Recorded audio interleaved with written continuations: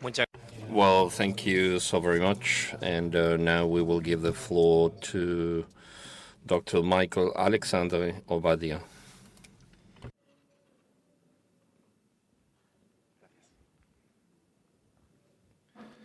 Buenos días. Soy Mickaël Obadia de Francia. Perdóname, hablo un poco español. I speak a little Spanish, but I will do it in English. Is to show you neurological outcomes of Wilson disease, and I will show you for that 2 cases that we see in real life in France, in Paris. So, how does it work?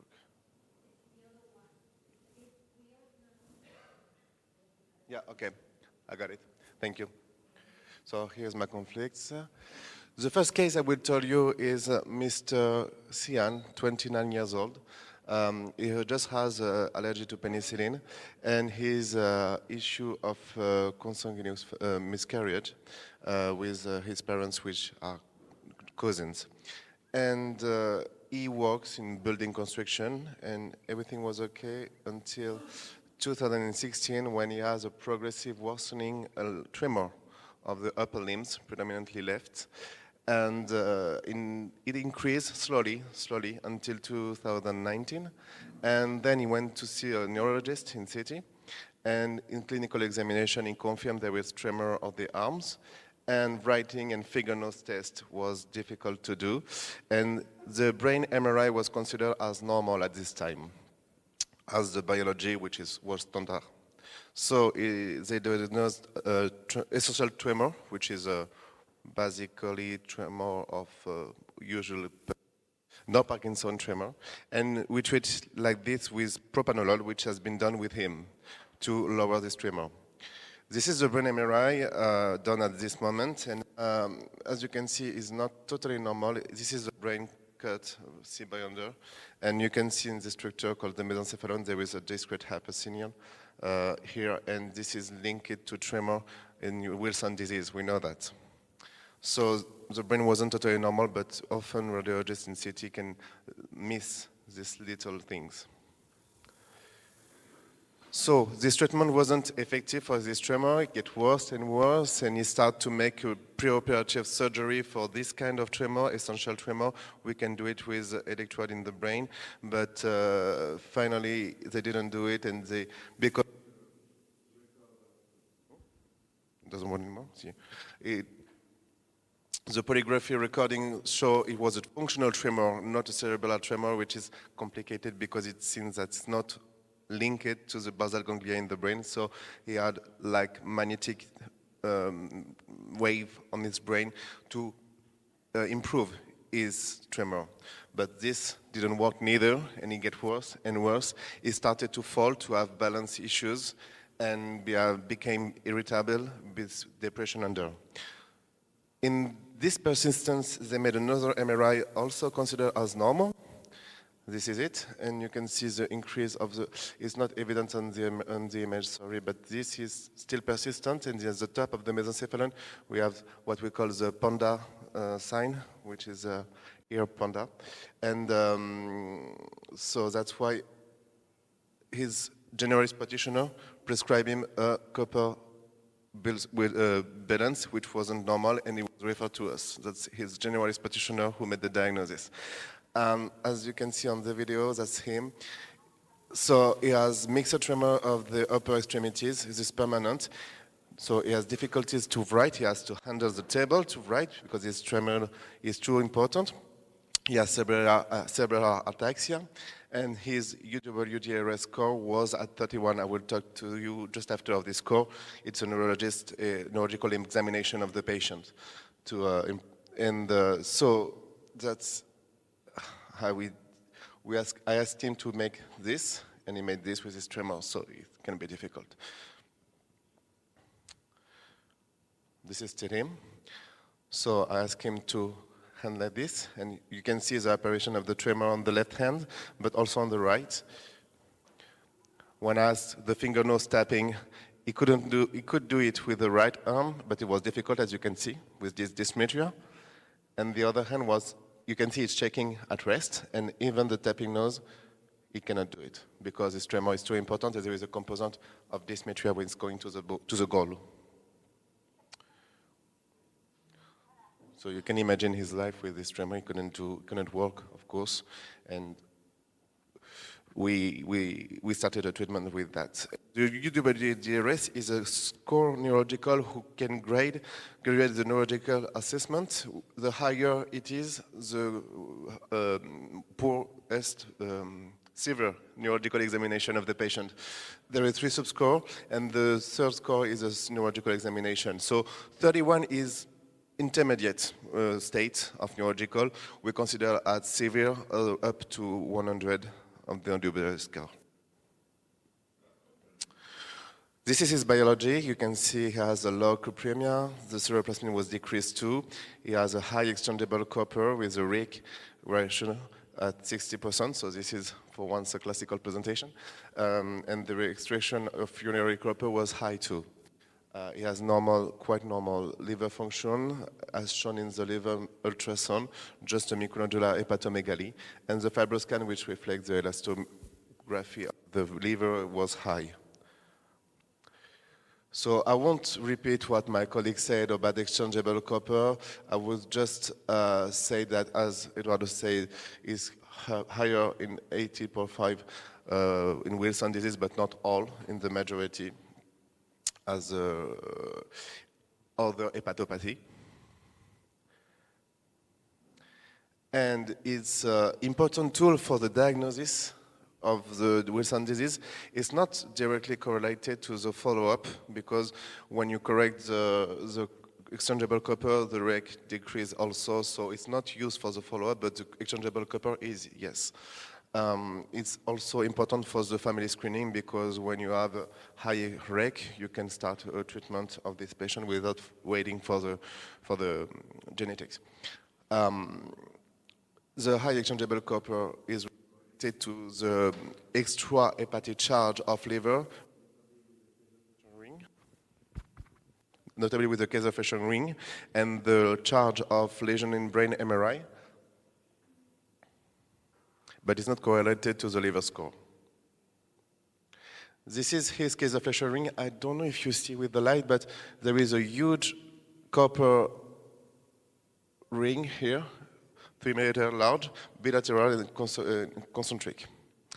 So, as he had an allergy to penicillin, we couldn't give him the penicillamine, so we gave him the trientine treatment with a slow increase, because in neurological form, when you increase too fast, you have 20% of the patients that get worse in their neurological symptoms. So you have to increase very slowly and manage them carefully to see them once by month, check that not getting worse. So we get increase in a few months on 4 pills by day.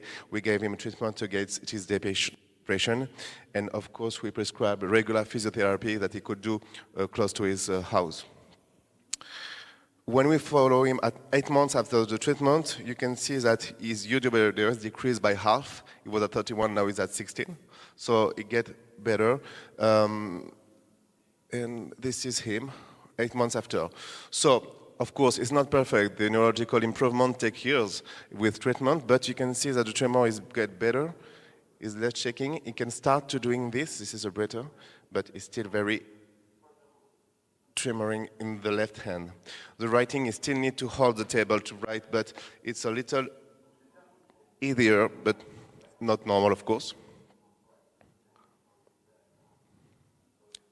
And that's him during the spiral.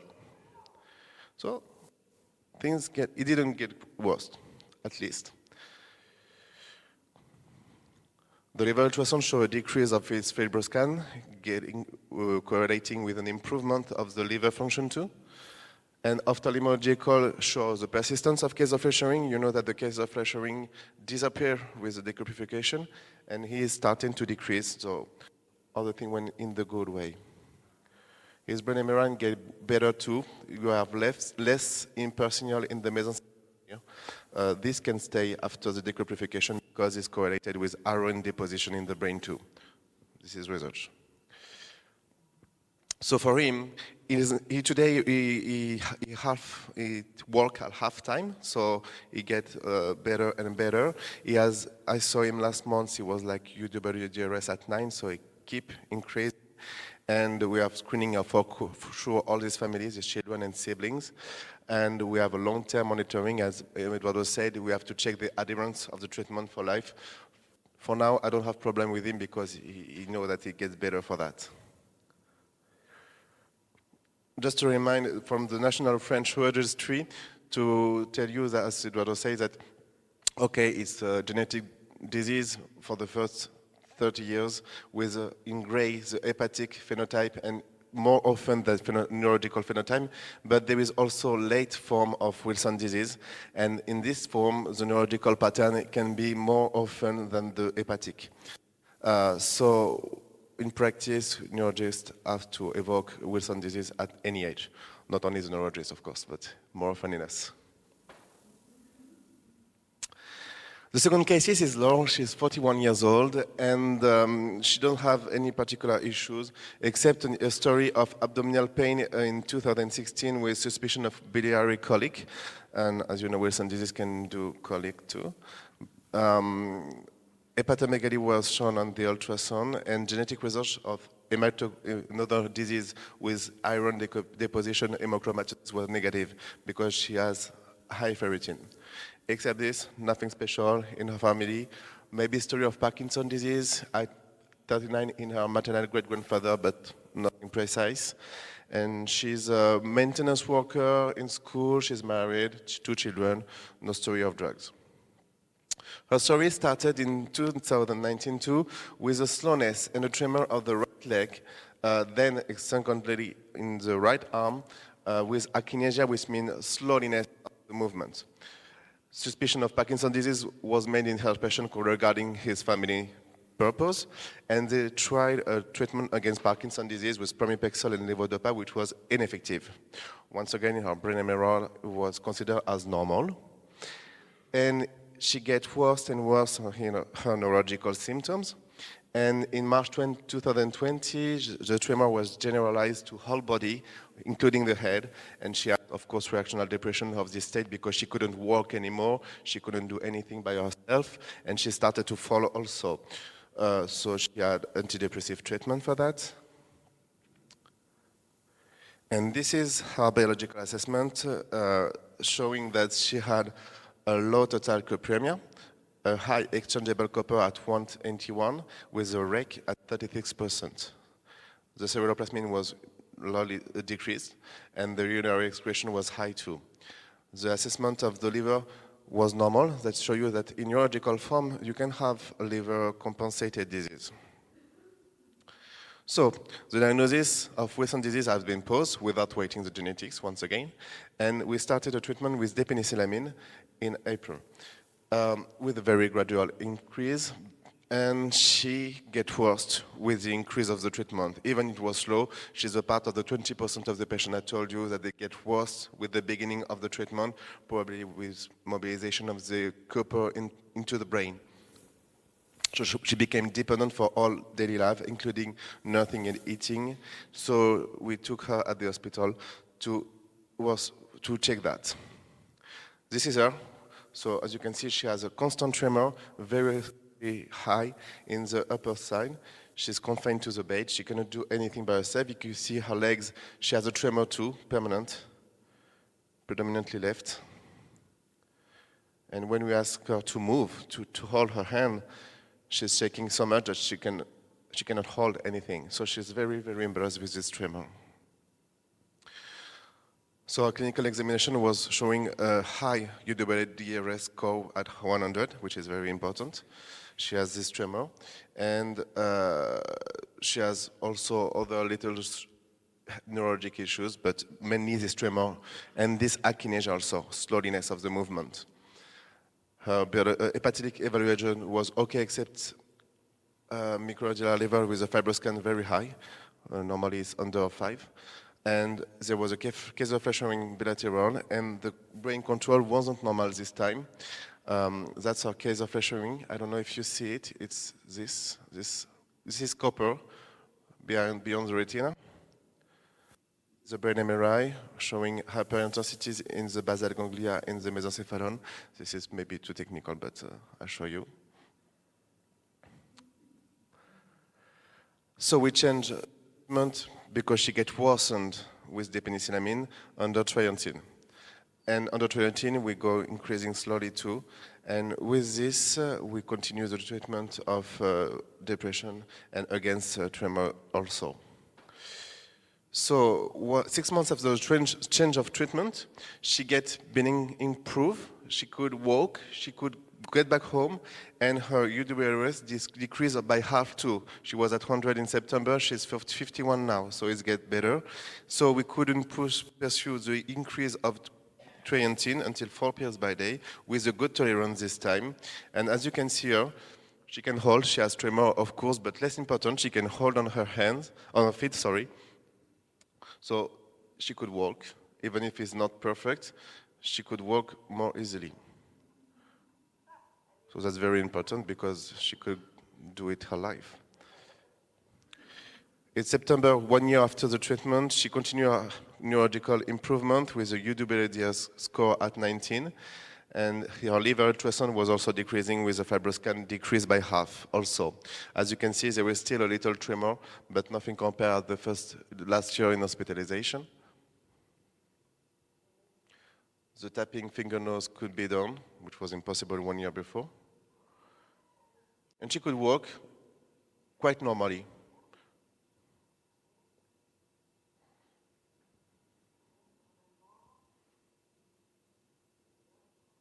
So in 1 year is quite fast in neurological form because, for example, patients with dystonia can make years to improve their neurological state. Tremor can be quite easier to improve. Her brain MRI get normalized too with regression of hyperintensity. And in March, 2 years after the diagnosis, she continued her improvement, quite normal. Now she has UWDRS at 3. She's quite normal. Her fibroscan get normalized too. Of course, she continues the trientine treatment, and she resumed the driving, keep her job, give her back her children, and get back to life. So this is a nice story, and we see her very often. She's very active in our French patient association too. So the conclusion, as you can see, Wilson disease in neurological form can be difficult, and often the patient have different ways to come to us. But we have to be careful because as we start the treatment, we have to go very slowly, increasing the doses of the treatment, and they have a dot, of course, that now with exchangeable copper with a reg, we can have faster diagnosis, and we don't need to wait the genetic to start the treatment. So we have the chance to have a pluridisciplinary team in Paris, so we can show them to the physiotherapist, orthophonist, dietitian, and we have a team with us. We can make a multidisciplinary management, and I insist on the importance of the couple hepatologist, neurologist for the care of this pathology. Of course, we have to check regularly the liver, the brain, and the medication, the adherence to the treatment. I hope I wasn't too fast, and I listen if you have a question.